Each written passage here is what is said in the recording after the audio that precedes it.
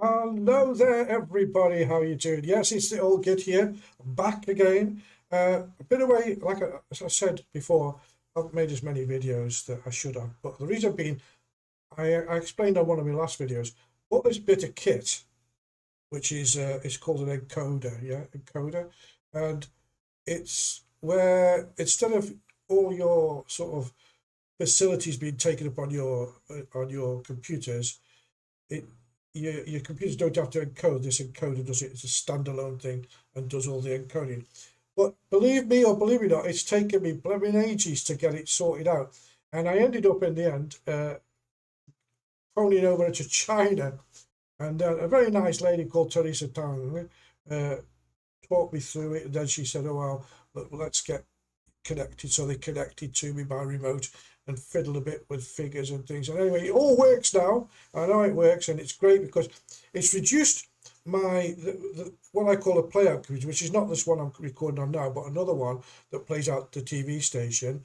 This one, um, on that one, it's reduced the stress on my on my on my thing, on my playout.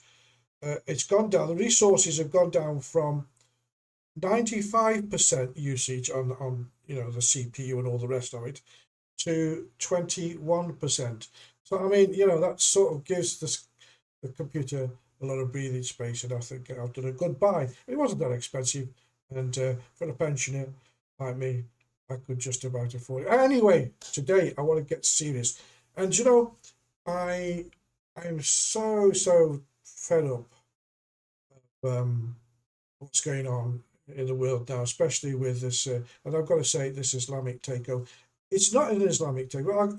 As I go through today's show, I'm going to show you exactly what you're ignoring, and you know the the things that you're not doing, and the things that our government are doing to actually they're leading you to destruction. They're leading the British and the West and European culture is being pushed to destruction. Now, um, let's first of all look at let's get in the mood of what I'm going to say. You've got now uh, the people, the Islamists out on the streets, and let's watch this video. They're out there, they're radical Islamists, they're taking over the UK and Europe, and the takeover is moving at a pace right now. It's getting faster. They're getting more bold. They don't care about the law because the law is protecting them. The government is protecting them. And as I say, it's mainly this left-wing government in the UK and in the rest of Britain who are protecting these people, that actually are making it so that they can do their job, take over. Okay, so even though, you know, there's 3,000 mosques in the UK, and yet they go out onto the streets and stopping traffic. And the police say absolutely nothing. It's not just in London, Birmingham, you've got it going on in Bradford and Leeds and all the sort of enclaves of these. Now, this is not just affecting me as a white Caucasian old man, but we have many other people who've come to the country to make their life. We have Hindus, Sikhs, we have Chinese, I don't know whether religion, all different religions, all different cultures, but generally 99.9% of them fit in to our society. That I've said this many times before, and you should be, if you're any of the other denominations, think just because you are from the same continent that you're protected, they hate you too. Your alliance should be, we should all, as British people, as people who love our country, should stick together because this is an imminent threat, and I'm going to prove it to you. I'm going to prove it to you. Okay, so so the police do nothing and the government does nothing, and if you say a hurty word about them, uh, you're going to get sent to prison. And if you talk like I talk, I think they think that people like me are far right. I'm not far right. I'm not a racist. Okay, I'm a person who's a realist. I've never seen a country be taken down so quickly and so fast as the UK. And, I'll give you an example. You know the Sikh population. They've always wanted their own state in India, and they still ask for it. But they don't go around cutting people's heads off because they don't get what they want. They do it through negotiation. You know, Hindus, lovely people. You go to their temples. You can do. They integrate with us. It's no problem. They look at British culture, and they live. They follow their religion, but they live in our culture, and it's good. Now, I want to look at some numbers, which I think will show you that you're on the road to a good hiding.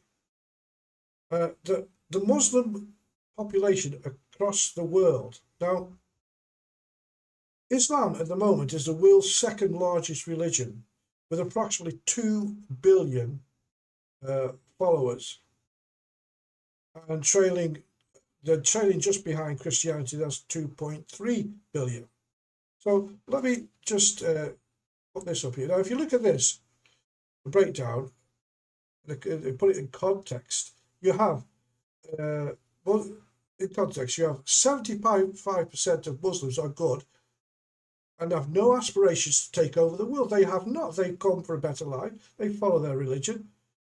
But between 15 and 25% of the world's population of Muslim, they hate us with a vengeance, with a real vengeance.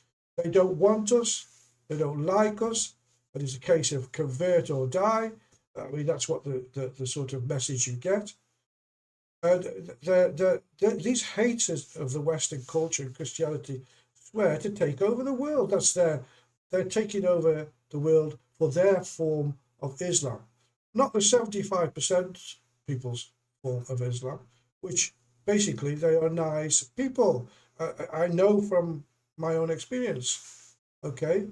But 15 to 25% are haters. Now that, if you look at the figures below that 25% of 50, that's 300 million to 500 million of them people that hate us. And they swear to destroy us. Now, that should worry you a little bit. You know, they're coming out now in England and they're praying on the streets. This is not because they are praying for peace. It's to show the strength they have to take over and rule Britain. And one day, take Britain and Europe back to 2,000 years to live in a ruthless, sick regime if it does not stop. And this is the truth. I am not, these things are going on, it's true. You live in these cities and towns, you know how you're treated, and you know how the government protect them. Why? I don't know. Well, Starmer and his Stasi government, I understand them. They're just a complete bunch of morons. You may as well put a bunch of monkeys in the House of Commons because they probably do a better job. Now, just to prove to you that it's not just me, okay, what I would like you to do now is I'd like you to listen to a good Muslim and what he has to say about the takeover of the West by this sick ideology. And pay particular attention to his mention of the Muslim Brotherhood, because I'll be mentioning this as well. So this guy, everybody should listen to him. He's not a white man like me. He is a good Muslim from a good Muslim country. Listen to what he says. Funny enough, the IRGC cannot operate in Saudi Arabia. Their supporters cannot have bank accounts in the UAE. The other extremist groups, like the Muslim Brotherhood, who are friends with the IRGC and Hezbollah people, they cannot operate in Bahrain, in Oman. These are Muslim countries. Where do they operate? In London, in France, in Washington, D.C., in Australia, in Canada, Toronto. They operate here. They have bank accounts. They register charity. Right. So Macron, the president of France, recently said the Islamic world is in a crisis. In my opinion, Yeah, we do have problems. We do have Boko Haram, we have Al-Qaeda, we have Taliban. We have problems. But the broader picture, Islam is very successful. It's growing very fast. And we're doing really well. Dubai is not in a crisis. Abu Dhabi, the UAE, Bahrain, Oman, Kuwait, there's no crisis there. The Muslim countries are doing good there. Only some places there's a problem. I say, no, you are in a crisis. You went to the Muslim countries and you imported the garbage that the Muslim countries wanted to put in prison or isolate away from society. You went and you imported them. Why? For cheap labor. But these Islamist extremists, they don't want to work. They want free welfare. They want to marry French women, blonde hair, blue eyes. They don't have time to work. So look at Poland. They don't complain from Islamic extremism, not a single terrorist attack in Poland. The moment they sense there's a problem, they crack down on it. Polish policy, beautiful. The French, no, come. When they come, they use the resources. They go to Washington, D.C., and they sit in Congress. They support the Iranian regime. They go against the sanctions in Congress, right, with their hijab. Why? Because the ideology is filth to begin with. When you import that, or you allow it in, or you amplify it, or you glorify it in any way, you make your bed, sleep in it. So that is also a problem of the West. The question is, Tina, did the extremists become stronger or the West become weaker? I say it's both. Well, there you go. And that guy, I think everybody should watch that clip because he's not talking rubbish. He's an example of a good Muslim. You know, he's out there. He's been interviewed by a woman. Well, I mean, could you see the leader of the Taliban or Hamas being interviewed by a woman? They'd probably be whipping her now. And also, he says he's talking about infiltration, which I'm talking about as well. And it's not just in the places you think it is. And he also says that we give them the Muslim Brotherhood, which I told you, I mentioned earlier, is a banned organization in Muslim countries. And yet in London, it flourishes. In France, it flourishes. And in Germany, it flourishes. And these are the people who are going to take your country off you. They're going to take it off you. Even I say this, all the other people that live in the UK and Europe who are non-Muslim, you have one goal. Now I'm going to put the finger that they put up. One goal, not the one God and we're going to kill you. One goal is to keep your culture, your livelihood, and live safely and happily in the country of your choice. You're never going to do that so long as you've got just this one, only one. There's no other religion or whatever or culture trying to step on anybody else's toes. Most people go, just one. There's no denying it. If you deny it, then you're going around with your eyes closed or you're stupid. He also mentioned infiltration into Congress because he was discussing that. He was discussing that for America. How are they doing it in the UK and Europe? Besides intimidating people through attacks and violence and terror, it's also using a fifth column silent army. And with more sinister ways to take over the Western culture. Now, here are some ways that some people don't even consider. Points made in this clip are obvious, but it goes deeper than this, which I'll talk about after. So in this next clip, people may have already seen it. You can't deny it. It's there, it's true. And it is also giving power to people legally to do what they like in the country for their people, but not for you. So let's have a look at this. Some of you probably already seen this, but I'd rather play it again. The mayor of London is Muslim. The mayor of Birmingham is a Muslim. The mayor of Leeds is Muslim. The mayor of Blackburn is Muslim. The mayor of Sheffield is Muslim. The mayor of Oxford is a Muslim. The mayor of Luton is a Muslim. The mayor of Oldham is a Muslim. The mayor of Rochdale is a Muslim. All of this was achieved by only 4 million Muslims out of the 66 million people in England. Today in England, there are over 3,000 mosques. There are over 130 Sharia courts in England, and there are more than 50 Sharia councils. 78% of Muslim women do not work and receive state support and free accommodation. 63% of Muslims do not work and receive state support and free housing. State-supported Muslim families have an average of 6 to 8 children who all receive free accommodation. Every school in the UK is required to teach about Islam. The number one most common baby name in England is Muhammad. This is not immigration. This is invasion. Now, there's a few points on there with figures that maybe, I don't know if they're 100% correct, but I do believe that they're fairly correct. And you can see that it's already this although they're Muslim people, and 75% of those people she's talking about are there because they want a better life. Well, they can't have it because they're ruled by this 15 to 25% of radicals. They put the fear of Allah into them, and they just do as they're told. They're the easiest ones. They're the easiest target. They're easier than the UK indigenous population because they already got them in their hands. So these mayors, we've got Sadiq Khan who runs London, and he's asking for more people from the Islamic faith to move closer into London so they can be closer to their mosque. I mean, what's happened to representing everybody, not just representing one group of people? And that's what these mayors tend to do. And don't forget, they, in their local areas, mostly influence the local laws.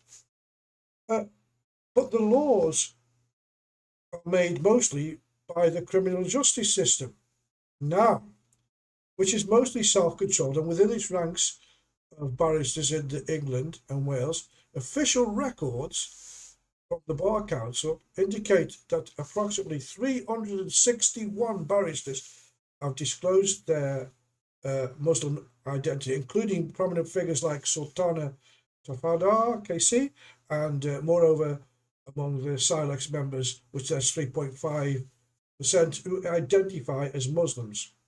Now, this is a worrying thing because if they're Muslims and they're the good Muslims, well, that's okay. They'll follow and do things. But let's say that 75% of those people are with a background and want to live more like in a Sharia law country. They're in a position to shift the law. They become judges and they're already there. They're already able. So this is another fifth part of the fifth column. You've got the violent side, now you've got the infiltration side. Now, it's not just those 360 or 361. I mean, if I show you this, the picture there, it's Lincoln's in the graduation of people who've been called to the bar in 2024. The exact figure I couldn't work out because I've just got bored with looking at all the names. But all the names are there, and you can go to that link if you want to copy it down. If you're interested enough to copy that link down there, you can. And you go there and they give you the names of all the Muslim graduates. And again, in proportion to the rest of the graduates, it's very high. I counted over 150 Muslim names there. Again, let's say that 25% of them or 15% of them could become extremists, could be trying to influence the law. I would say they do. But you see where I'm going with this. You see that it's not just the violence on the streets. It's not just the threat of terror, threat of being beheaded, convert or die, the rejection of British law, the formation of Sharia courts. We live in one country, which is the UK. And the UK has one set of laws. We don't need any more courts. You live irrespective of your religion, your colour, whatever you are, the law of the land is the law of the land. If I went to Saudi Arabia, if I went to Pakistan, if I went to Dubai or Abu Dhabi, I would respect their laws because it's their country. And if I was to live there, I would ultimately respect that law to the maximum because I'm a guest in that country and I'm allowed to live my life there. That's what I would do. Why is it that here in the UK, all you get is people shouting, well, I'm just going to calm down because I'm getting angry now.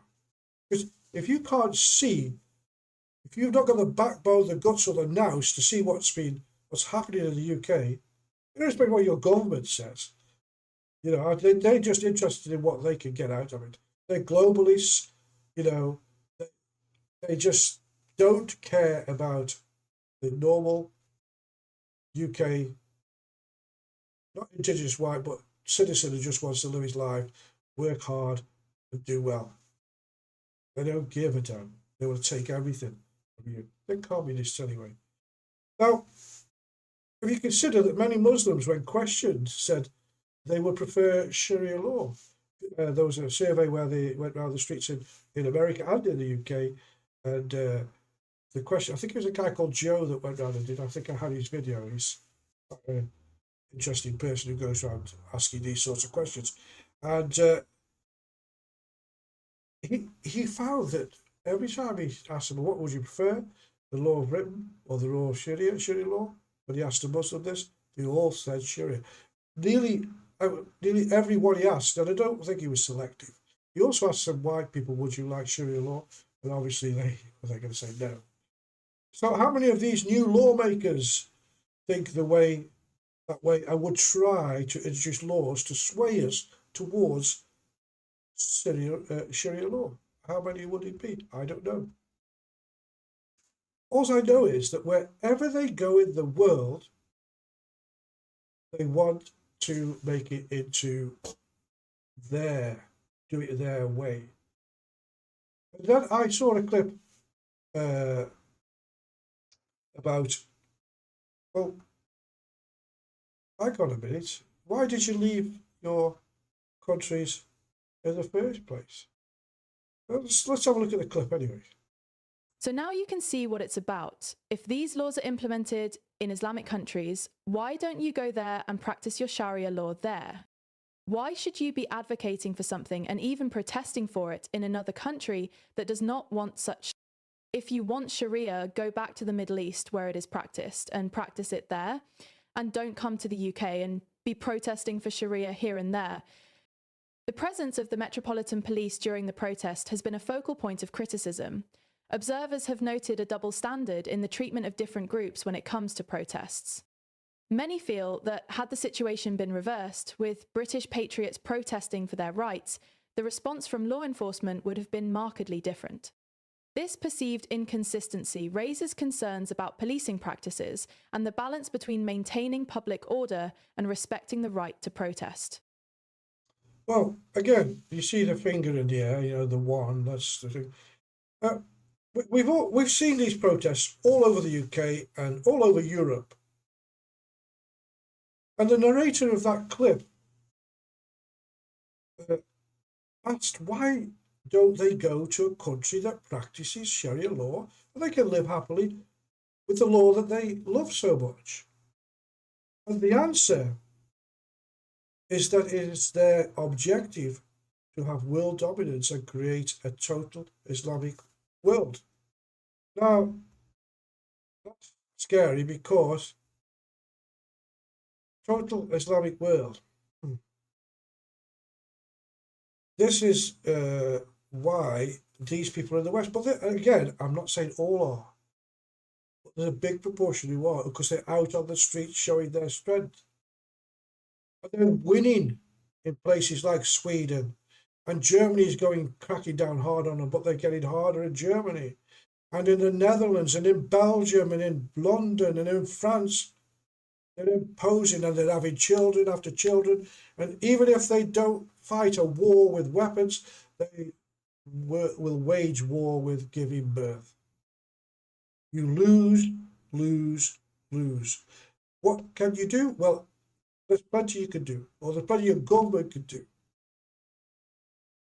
And one of the things they should do is stop the illegal people coming in here who they don't know who they are. And a lot of them follow that religion and fall very, they would be very happy to join forces with the indigenous percentage of radicals we have in this country to take over the country and to run it their way. We've already seen unbelievable violence on the streets. But it's not just the unorganized.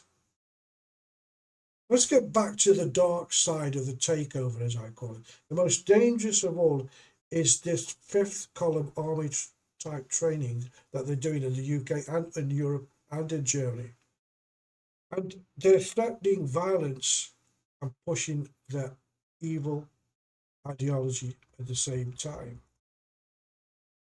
You heard the good Muslim man mention Muslim Brotherhood.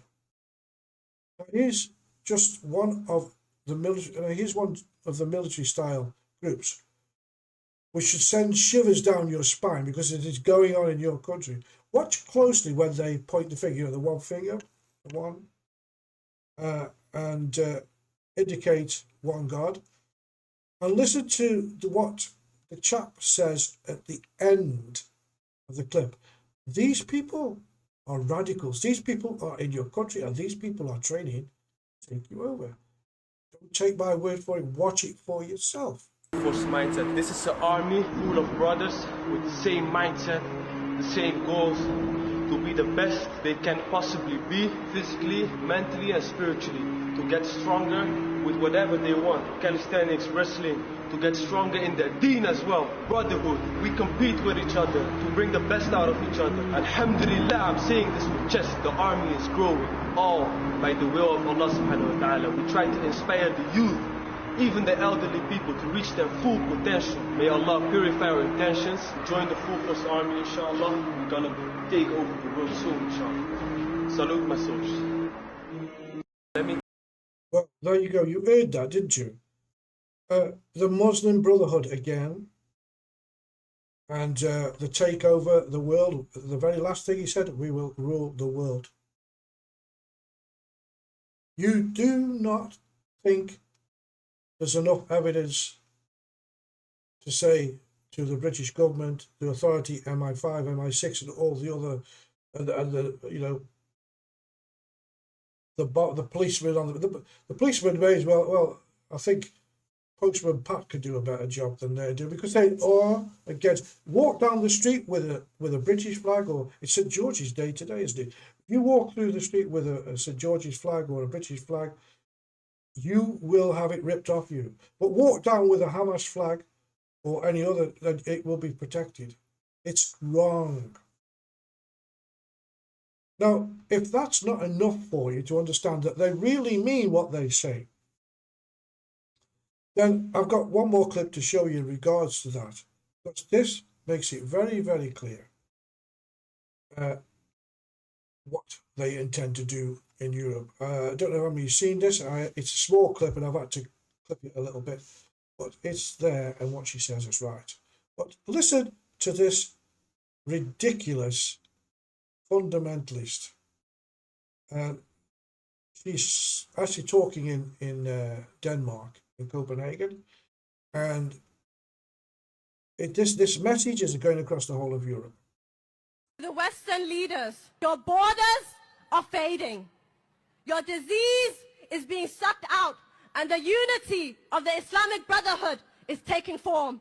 The sons of Islam have already pledged that this battle is a battle of either victory or martyrdom. We reject your flags, and the call for jihad has started, and it won't be long before it is you that will be feasted upon. It's a short clip. There's more to it, but there's many, many. You don't have to just take my word or look at the clips that I've showed you there. You can look at many, go to TikTok or Elon Musk, I think he's a great guy, Elon Musk's site, which is X, said it right instead of Twitter. I still call it Twitter. Go there. There's many people coming out now. They're coming out very strong and saying, well, your law, your homosexuality, your eating of pork, you do this. We don't want none of that. Sharia law. Very openly saying it. And my last video that I did, there was preachers saying, well, you know, you can, when we take over, you can live okay, but we'll make it really bad for you, so you'll convert. Others are coming straight out and saying, convert or die. Or convert or die. In the British prison system, right now, the prison systems are basically getting run by Muslims. Many of your young people who are disillusioned with their way of life, they've gone in there, gone to prison, are not forced, but coerced into becoming Muslims. They come out and become just as radical as the ones who are inside doing time for committing crime. And that should be stopped too. And why is it that British people and British authorities, forget the government, are so weak and stand all this? Why is it that people from other countries and migrants and they can walk into a shop, steal things and walk out? Why is it that there's machete fights on the streets of the UK? It's because, number one, uncontrolled migration, and a lot of them come from these backgrounds. And number two is because we're fighting an enemy within. The only people that are living in the UK who've come from other countries who are causing any problem to the culture or the way of life, and it's not just in England, but in the rest of Europe, are these radical Islamic Muslims. Don't expect the 75% to help out, because they are more afraid than we are. But they know the dangers of disobeying them. They know that they'll get shot, stabbed, beheaded. Don't think that the good Muslims are just turning a blind eye. The good Muslims are living their life and hoping it's never going to happen. And who's going to let it happen? The rest of us. 66 million or 67 million people, or whatever it is, that live here. 4% of those are Muslim, and yet they get the highest amount of airtime in the news. They're bent over backward for them every way, and they go around and deface everything that's Western, and it's okay. That's all right. So, I think you've got the picture. One more thing to go through. I've started going through this now, and I put in a couple of videos, and I think it's brilliant. It's called the Doomsday Islamic Clock. Here it is. There you go. Now, what we want to do is you make up your mind where we are on this clock. And as you see, how do they establish their rule over us idiot people? And that's what we are, because we're letting it happen. Well, first of all, they target an open democracy type society. And then they begin mass migration from Islamic countries. Well, we know that. And then random terror attacks begin to happen, so that's putting the fear into society. And then they create Muslim enclaves. Well, we know about that. Birmingham, London, East End. We know where they are. And then, this is where, I think we've passed this anyway, they demand special privileges. This is where the stupid government are bending over backwards. A blasphemy law for them, but not for a Christian or a Sikh or a Hindu or anybody else. Infiltrate the councils and target seats in government. Well, I don't even have to explain that. They're even starting their own political parties. This stupid Labour or Labour government think that they are doing this to get their votes. Do you not understand that these parties that they're forming now, one based on free Palestine and other, nothing to do. We've got politicians in Parliament now, one particular man who wants to build an airport in Mirpur in Pakistan with our money to help his constituents go and come back freely and easily. Where do they get off? He's the same man, I think, who said we shouldn't ban marriage of cousins. We don't do that. We're not going to ban it. But he's there.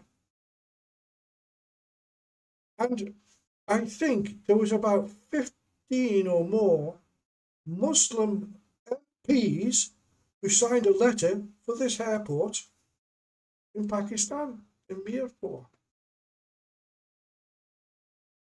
These people shouldn't be allowed in government.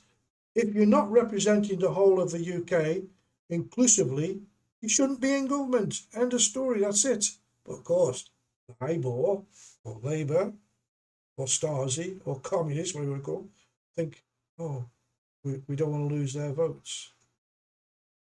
So, let's see, where we go. That was number 6. Assert dominance with tactics like open street praying. Well, we've just talked about that. So we've passed that, haven't we?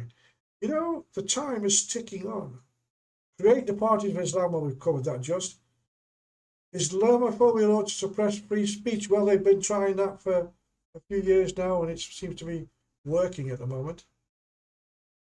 Islamic terror attacks increase. Well, yes, and provoke a civil war in the host nation. Now, I think when I look at this Islamic doomsday clock, I think that we are nearly there at number 11.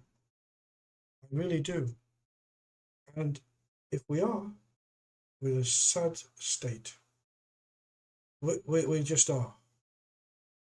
So, what are you going to do about it? What is anybody going to do about it? I mean, I don't live there. We have similar goings on in a couple of places in Spain. But the Spanish authorities, the Spanish government, will let it run for a while. But after a while, knowing the history of Spain, they will say, hey, conform or go. Because that's what they did with the Muslims many, many years ago. They chucked them all out, and the Jews, which they shouldn't, because I've never found out what a Jew's done wrong. I've never found anything that Jews have been wrong. They've been persecuted for generations and forever. And as far as I'm concerned, Israel is the right to exist, and they will. And they've been provoked enough. Anyway, that's a different story. We're going off a tangent. I hope you enjoyed. Listen, I want you to consider this. Consider what I've said.